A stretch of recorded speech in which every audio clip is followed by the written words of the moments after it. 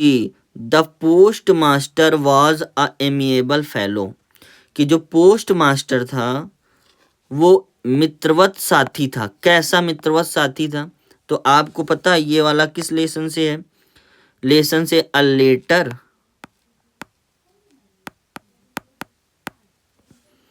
To God, इस वाले lesson से है। तो रूड तो था नहीं क्योंकि उसने हेल्प करी थी, तो ये ऑप्शन तो बिल्कुल गलत है।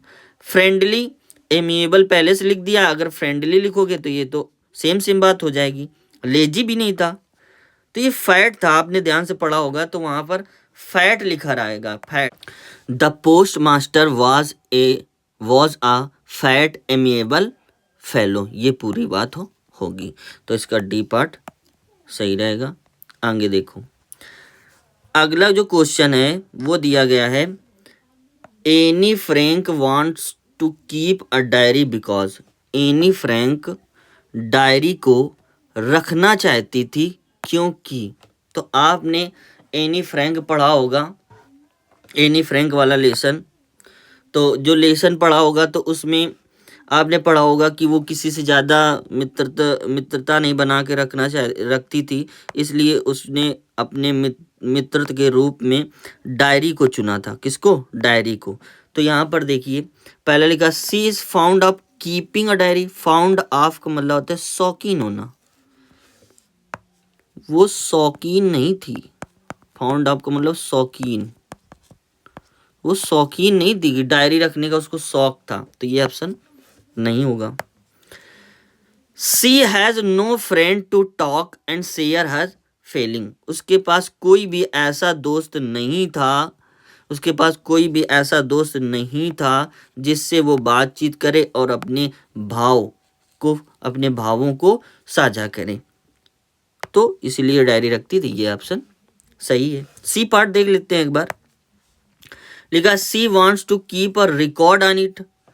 इस पर वो ब्यौरा या रिकॉर्ड, जिसे रिकॉर्ड माने ब्यौरा, आंकड़े दर्ज करके रखना चाहती थी। नहीं, ऐसा तो कुछ नहीं था। Mr Keesing her teacher had asked her to do so. Teacher ने ऐसा कुछ नहीं करने को कहा था, ये भी गलत है। तो इस प्रकार से आपका कौन सा बी पार्ट सही है। आइए नेक्स्ट क्वेश्चन देखते हैं। नेक्स्ट क्वेश्चन है the main crop of Coorg is, यानी कुर्ग की मुख्य फसल क्या है? क्रॉप मीन्स फसल।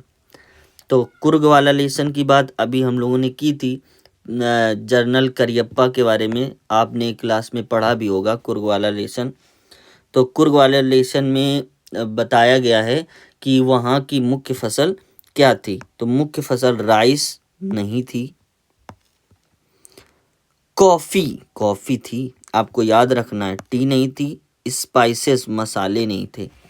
तो ये हुआ आपका तैयार। नंबर 14 और 15 लिखा है read the given extract and choose the correct option to answer the following questions. मतलब ये जो 4 लाइनें दी गई हैं इनको ध्यान से पढ़िए, और नीचे दिए गए 14 और 15 दो क्वेश्चन दिए गए हैं, उनका आंसर दीजिए। तो पढ़ते हैं ये पोयम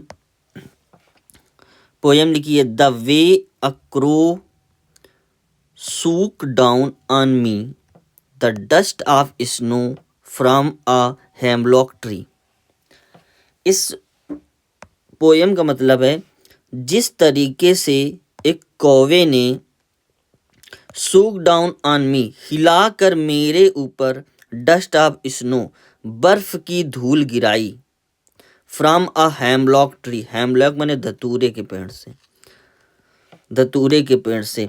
तो द वे, जिस तरीके से एक कौवे ने हेमलॉक ट्री को हिलाकर, यानी धतूरे के पेड़ को हिलाकर मेरे ऊपर बर्फ की धूल गिराई, इतना अर्थ है।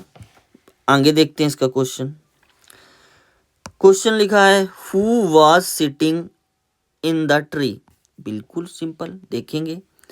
अब यहाँ पे लिखा द वे एक क्रो, एक कौवे ने हिलाया तो कौवा ही बैठा होगा। तो यहाँ पर देखिए एक कुक्कू गलत, अ स्पैरो चिड़िया गलत, पिजन कबूतर गलत, और क्रो सही होगा, डी पार्ट। अगला क्वेश्चन देखते हैं 15 number. Where was the poet standing. अब ये थोड़ा आगे का पूछ लिया, लाइन तो 4 दी पोयम की, लेकिन आगे का थोड़ा पूछ लिया। लेकिन आप थोड़ा सा ध्यान देंगे तो यहाँ से समझ लेंगे कि राइटर पोयम में कह रहा था, जिस तरीके से कौवे ने धतूरे के पेड़ को हिलाकर मेरे ऊपर बर्फ की धूल गिराई। तो दिस मीन्स इसका मतलब ये है कि जो इसका पोएट है, कवि है, जो इसका कवि है, कवि वो हेमलॉक ट्री के नीचे खड़ा हुआ है ना, तभी तो उसके ऊपर बर्फ की धूल गिरी। तो यहाँ पर देखिए पहला option, under a hemlock tree, hemlock tree के नीचे, धतूरे के पेड़ के नीचे, बिल्कुल सही है। बाकी देख लो, under a banyan tree, banyan tree की तो बात ही नहीं की हम लोगों ने। अगला कि अंडर ए पीपल ट्री, पीपल की भी बात नहीं हुई। अंडर अ नीम ट्री, इसकी भी बात नहीं हुई, इसको भी हटाइए।